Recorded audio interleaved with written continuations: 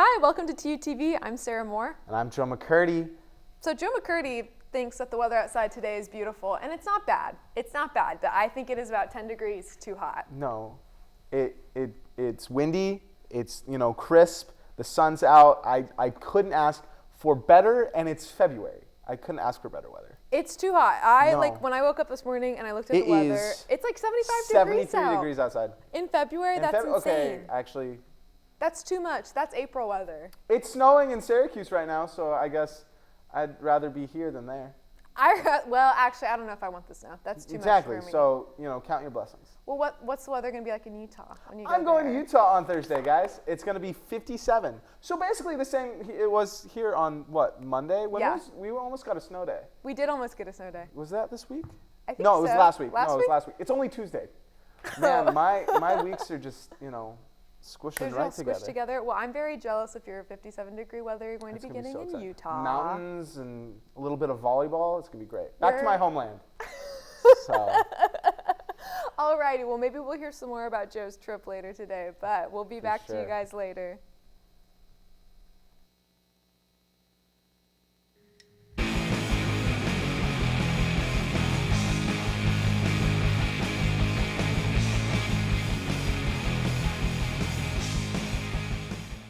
Hello, welcome to TUTV. I'm Brenton. And I'm Jono. Today we have some incredible world news stories to dive into today, so let's go ahead and jump right in.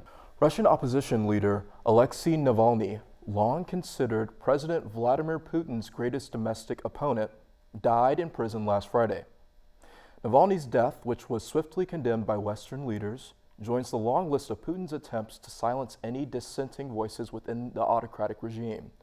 Navalny suffered under extreme conditions for months before his death. After being poisoned with nerve agent Novichok in August of 2020, Navalny spent 3 weeks in a coma before returning to Russia, where he was in prison. The Putin critics spent almost 300 days in solitary confinement before being moved to the IK-3 facility in the Russian Arctic. The 47-year-old Navalny developed back problems and was denied dental care for 18 months before his death. Navalny's death makes it clear that Putin will eliminate any person who stands in his way. The ideas that Navalny created and shared are unlikely to disappear, however. 2024 is a big year for democracy, as 4 billion people, the most of any year, will have the opportunity to vote. While the most consequential election this year may very well be in the United States, where incumbent Joe Biden is likely to rematch against former President Donald Trump, many elections being held this year will have dramatic consequences for the democratic world, which finds itself increasingly under threat. Several countries have already held national elections in 2024. In Indonesia, Prabowo Subianto declared victory in that country's presidential race. The former lieutenant general was dishonorably discharged in 1998 for alleged human rights violations. Former Pakistan Prime Minister Imran Khan was barred from that country's election after being imprisoned on what his supporters claim are bogus charges. Democracy is not backsliding everywhere, however. Finland and Taiwan have held free elections this year, while voters in South Africa have a chance to vote out the ruling African National Congress for the first time since 1994, and Britain's Labour Party looks to end 13 years of rule by the Conservatives. After 21 months of delays in negotiations, Hungary seems poised to allow Sweden into NATO. Speaking on Tuesday, the Speaker of the Hungarian Parliament requested to schedule a vote to ratify Sweden's NATO bid as early as this Monday. Prime Minister Viktor Orban said on Saturday that, quote, "Our dispute within Sweden is nearing a conclusion," end quote. Hungary has been the only NATO country opposed to Sweden's accession to the alliance since Turkey withdrew its opposition 4 weeks ago. Australia is planning a multi-billion-dollar naval expansion that will more than double its surface fleet in its coming years. The decision comes in the wake of China's large-scale military buildup and will see Australia's Navy reach its largest size since the Second World War. The plan would bring Australia's defense spending to 2.4% of its GDP, or about $37 billion. Australia will also receive nuclear-powered submarines from the United States and United Kingdom as part of the AUKUS agreement. Australia's plan to revitalize its surface fleet, quote, ensures that our Navy is equipped to meet the evolving strategic challenge of our region. according to Australian Naval Chief Mark Hammond. Oklahoma could see more trains in coming years as the Federal Railroad Administration, FRA for short, considers new Amtrak lines running through the state. Proposed lines include an expansion of the Heartland Flyer route, which currently connects Fort Worth to Oklahoma City, to include a stop in Wichita. Such an expansion would allow faster rail travel to New York from Oklahoma and could even include a stop in Tulsa. Quote, "We couldn't be happier as people of Oklahoma that the federal government is looking at some of these projects," end quote, said President of Passenger Rail Oklahoma, Evan Stair. Tulsa is among several major cities, including Phoenix and Las Vegas, with no Amtrak stops. Whether the FRA's plans will include Tulsa remains to be seen, as the plans are so far only conceptual. All right, well, Brenton, we have 4 billion people who are going to be voting this year. That's crazy. That is a lot. How many people are in the world? Like, oh my God, 7 billion roughly? Yeah. Like if I had to take a guess. There you go. Yeah, no, that's about right. Yeah. No, it's, hey, guys, go out there, vote, learn about who's, running in your local elections. That's very important. And also, of course, your federal elections as well. USA, the hyperlink slips my mind, but the United States has put forth a lot of effort to, let you know who's running. So definitely take advantage of those resources. For sure. But that's all we have for today. I'm Jono. And I'm Brenton. See you next time.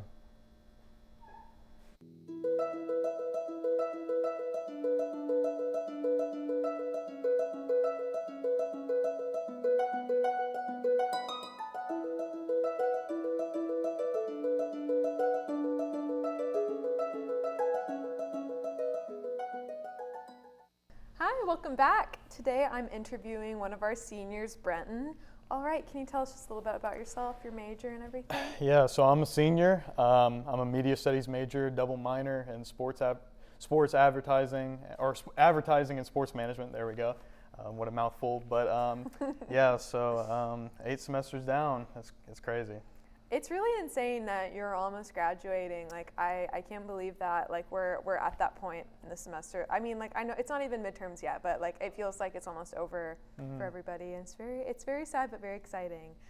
So can you tell me a little bit, we were talking before that you had a senior project for media studies last semester, and that it was looking a little bit different than normal senior projects. So can you tell me a little bit about that? Yeah, for sure. So our senior project, the usual template is you write a 20-page essay, you work on it all semester, and then you present it in a presentation format. But this one, it was kind of like Professor Contois did a different approach, where you kind of build on different skills, learn how to build a LinkedIn, kind of learn how to build a resume, things like that. And then our final was a presentation of over kind of everything we learned, from all the different media classes that we've taken, and kind of how that shaped us into from a student to a future employee. So that's cool, and I feel like that's nice because it's just really relevant to what you're going to be doing. And I always expect people in media to have those kinds of skills, those things to look good, especially I'm a graphic designer, those things are important to me. And so seeing that you guys got to do that in class,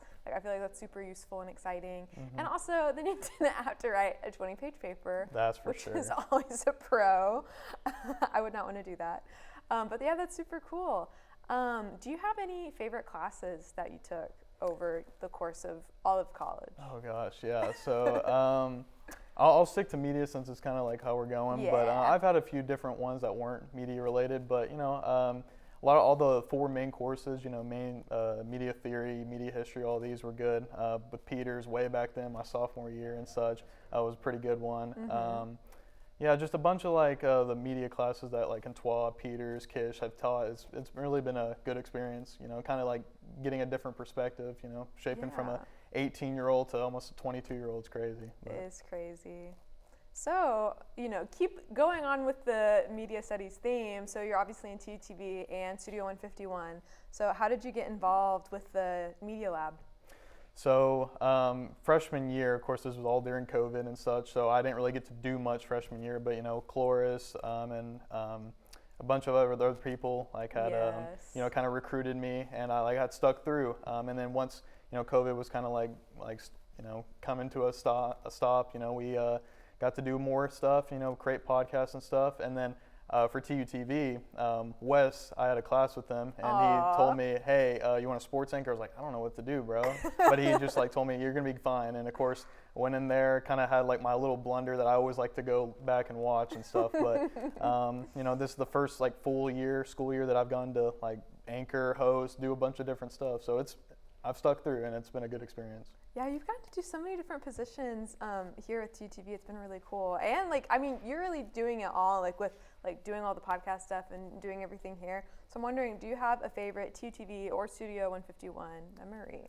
Oh gosh, yeah, there's been plenty over the last like 3 years or so, but I would definitely say the live streams for this one. Obviously, you've gotten to kind of take charge this year with them. But yeah, they've all been a good experience to like see kind of all the stuff that people make, like all the packages and stuff. So yeah. Just seeing how people get creative and stuff. So that's so fun. Okay, and then my last question is very silly. Okay. So I'm wondering, if you could time travel to any period of time, past or present or future, what would you travel to? Oh gosh. Okay. I like the style, like the 50s and stuff. Always been like kind of like with that Nuketown kind of like feel and stuff like that. Maybe not that period per se, but like the stuff from it is like really cool and stuff that get to experience and live in if I get to time travel and stuff. Very cool answer. Love it. Okay, well, thank you so much for talking to us today. For sure.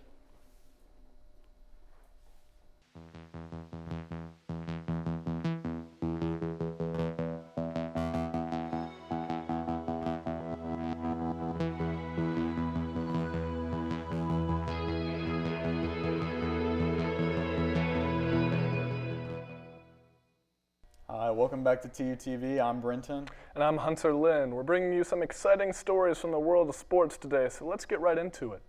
Tulsa men's basketball snapped a 4-game losing skid on Saturday with a home win against the Rice Owls. This is Tulsa's second win against the Owls as they secured the series sweep. Tulsa, sitting at 12-12 on the season coming into the game, was looking to end the season on a high note, with this being one of 3 home games remaining to the 2023-24 season. The key to Tulsa's victory came from behind the arc, with Tulsa shooting 45% from the three-point line. All 12 of sophomore Isaiah Barnes' points came in the form of 4 three-pointers, which led the team. Kobe Williams followed close behind with 3 threes of his own. The star of the show, however, was once again stellar freshman P.J. Haggerty. Haggerty scored a career-high 30 points to push the Golden Hurricane across the line in a 93-82 overtime victory against Rice. Tulsa will travel to Wichita State for a Wednesday matchup before coming home to face off against Charlotte. The Lady Golden Hurricane have struggled to string together consecutive wins over the last 2 weeks. After coming back down 13 against UTSA, Tulsa went on the road to face off against Wichita State, who currently sits at the bottom of the American standings, second only to Tulane. Losing 74-65, Tulsa drops to the 5th place spot in the American Conference. A team that was once in the 1 spot with NCAA tournament hopes now sees themselves on the outside looking in. The team's 2 superstars, Tamira Poindexter and Delaney Crawford, carry the team on their shoulders, with both having consecutive weeks scoring 20-plus points, while the rest of the Tulsa squad finds it hard to reach over 10 points. The team will have to smooth things out in the hopes of making a tournament run. Tulsa softball has yet to break through in their first 2 tournaments of the season. This week, Tulsa faced off against a slew of Texas area teams, which included Big 12 foe Texas Tech. Before that matchup, however, Tulsa was coming off 2 wins against Northern Colorado and Texas State. In the game against the Lady Raiders, a 3-run 6th inning was too much for Tulsa to overcome and would drop their 3rd Power 5 matchup of the season. The tournament ended on a sour note as Sam Houston handed Tulsa their 4th loss of the year. Next up is a trip to Las Vegas, where UNLV will play host to Tulsa alongside Southern Utah and Santa Clara University. After starting the season 3-0, Tulsa men's tennis has since gone on a 4-game losing streak, with their most recent loss coming at the hands of Baylor, the 3rd Power 5 school the Golden Hurricane have played this season. Losing with a score of 0-7, Tulsa's schedule does not get any easier, with teams like Arkansas, Texas Tech, Nebraska, and Ole Miss slated for the Golden Hurricane in the coming weeks. Tulsa's team is fairly young, with only 4 seniors on the roster. The Golden Hurricane is getting much-needed experience at the highest levels of collegiate tennis. Women's college basketball saw history this past week with Caitlin Clark breaking the all-time scoring title, passing Kelsey Plum for the title of all-time leading scorer. In the record-setting game, Clark posted a career-high 49 points, which was a program record. Anticipation for Clark's record-setting moment accelerated once she passed Ohio State's Kelsey Mitchell on January 31st to become the Big Ten's all-time leading scorer. The record-breaking shot came from a logo three-pointer. When interviewed after the game, Clark said, quote, "You all knew I would shoot a logo three. I knew it was going to be one of those nights," end quote. The biggest name in collegiate basketball is must-see TV with March Madness on the horizon. So Hunter, you just read big news coming out of the NCAAW.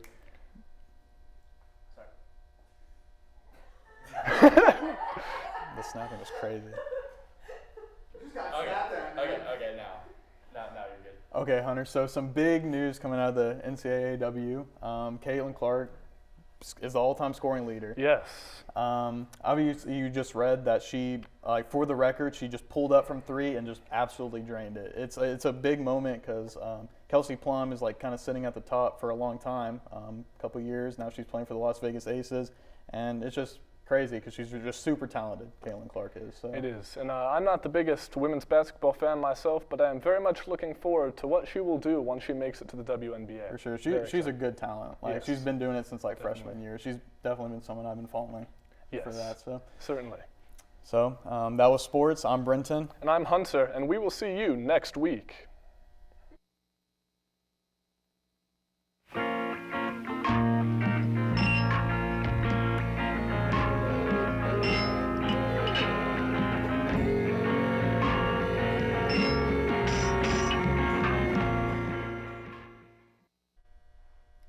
welcome back to TUTV. I'm Brenton. And I'm Hunter Lynn, and Brenton, that week passed a little bit quicker than I thought it would.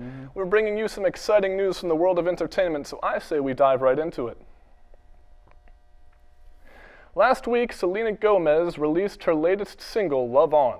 A multifaceted entertainer mentioned in a Snapchat post that the song is supposed to be a, quote, fun and flirty song inspired by the month Selena spent in Paris last year, end quote. According to People Celebrity News, Gomez's boyfriend and producer for her new single, Benny Blanco, may have a feature in the upcoming album as well. The track will be released on Thursday, the 22nd. The 2024 People's Choice Award aired on February 18th in Santa Monica. Simi Liu hosted the awards show showcasing Hollywood's biggest celebrity achievements in television, film, music, and other media. Barbie took home the Movie of the Year award. Artist Jelly Roll and Lainey Wilson took home the newly introduced award for Male and Female Country Artist of the Year, respectively.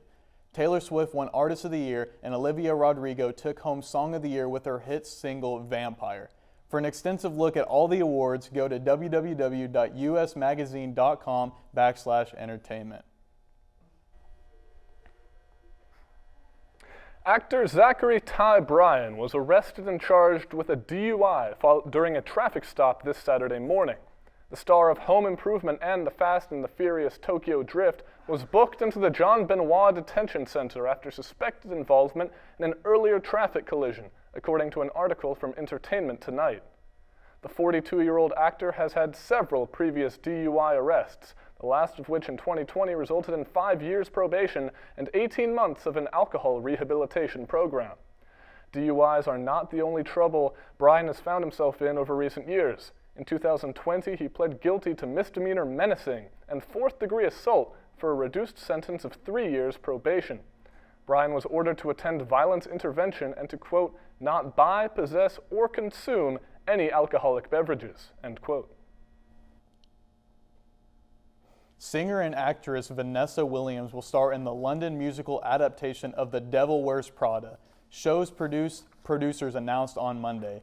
The Grammy-nominated singer will take the stage as Miranda Priestley, the cold yet powerful magazine editor played by Meryl Streep in the beloved 2006 film adaptation. Williams will replace Tony Award winner Beth Lavelle, who portrayed the famous diva when the musical debuted in 2022.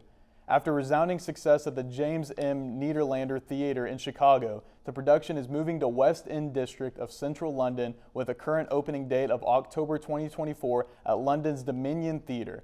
The musical also features an original score by global music icon Elton John and choreography direction by three-time Tony Award winner Jerry Mitchell.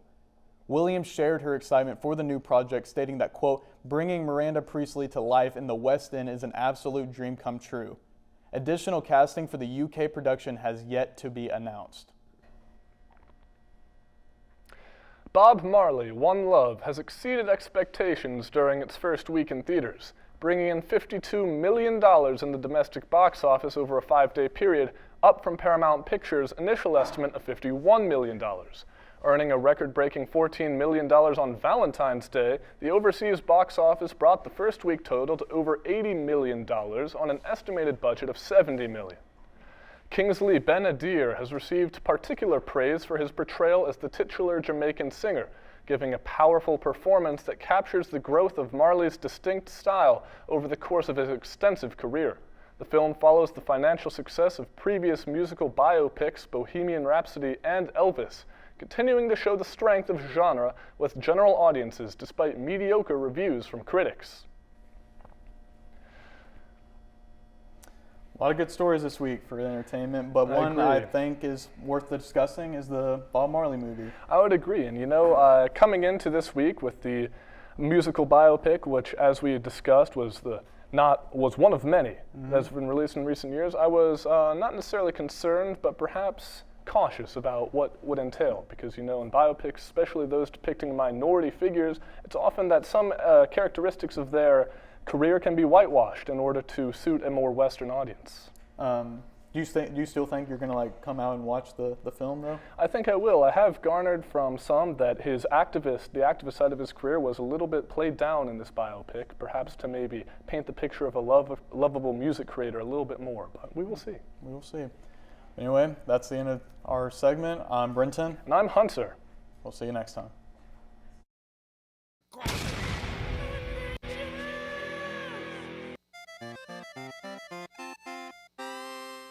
Ahoy, me hearties, it's me, Captain Bradbeard, with my first mate, Goldie. And don't forget about Raleigh. Right now, we are sailing the 7 seas in search of some dine-in doubloons. Wait, what's a rhinin' baboon? Well, they're kind of the same thing as meal swipes when computers didn't exist. Oh, that makes sense. All we have to do is follow this map, which will lead us straight to the treasure. Row, row, Red, it's a sea monster. A what? Oh, a sea monster. Perfect. What? What? Don't you see, Goldie? To find the treasure, we have to follow this map perfectly. And it just so happens that there's a sea monster on this map. Oh, that makes sense. Do you know where the treasure is, sea monster? Well, yeah, but I'm not just gonna give it to you. Ah, I see. We have to solve one of your riddles first. What? No. I mean I get 40% of whatever you guys find. Well then, lead us to the treasure, sea monster. Well, there you go. Isn't it beautiful, Goldie? I'm sure each one of those dine-in doubloons is worth 1/4 of a meal swipe. Remember, I get 40%. But these don't hold any value to you. Well, who knows? Maybe I will eat a pat case at some point in my life. And I want to make sure I won't have to pay $18 for questionably cooked chicken and ice cream that is both too cold and too runny. I knew I should have gotten a meal plan.